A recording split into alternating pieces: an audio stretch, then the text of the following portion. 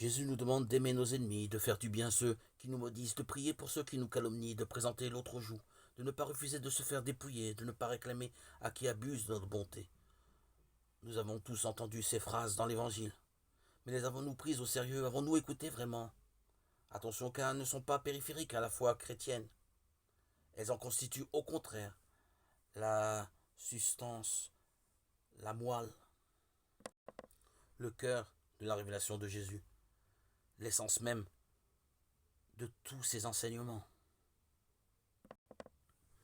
Au cours des siècles, il y a eu à plusieurs reprises des tentations de spiritualiser le dépôt de la foi. Il y avait d'un côté les bons chrétiens, les purs, les spirituels, ceux qui ont un rapport mystique à Dieu, qui se gardent de tout excès d'appétit sexuel, voire de tout acte ou de toute pensée du même genre, qui connaissent les saintes écritures, qui ont étudié la théologie, qui participent aux nombreuses liturgies, bref, ceux qui, les derniers siècles, appelleront, pour se moquer d'eux, des grenouilles de bénitier. De l'autre côté, il y avait le peuple, voilà, tout est dit, ceux qui ne peuvent pas prétendre, qui ne connaissent rien, qui seraient bien incapables de donner la définition de la Trinité ou de comprendre des mots comme parousie, consubstantielle ou transsubstantiation.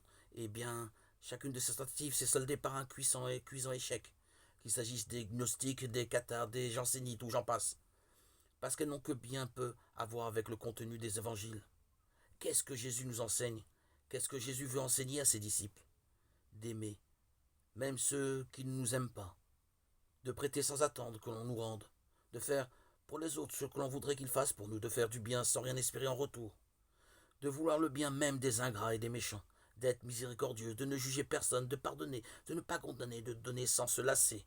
Qui agit ainsi sera fils ou fille du Très-Haut, et sa récompense sera grande.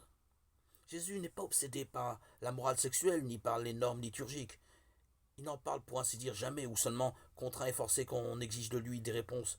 Et ce n'est jamais pour faire la loi, bien au contraire. Que celui qui n'a jamais péché lui jette la première pierre. Répondra-t-il à ceux qui veulent juger la femme adultère? Il n'y a en Jésus nulle intention d'enseigner une sainteté formelle qui pourrait être basée sur des apparences de respectabilité ou sur un niveau social élevé. Il passe son temps à prêcher la miséricorde, ne refuse pas la proximité de pécheurs et de pécheresses publiques, et les seules personnes qu'il accuse de mal agir, ce sont ceux qui pensent être saints, justes, parce qu'ils ont eu la chance d'être formés en matière de religion, de morale, et qui se trouvent trop supérieurs pour avoir à mettre en pratique le commandement de l'amour du prochain.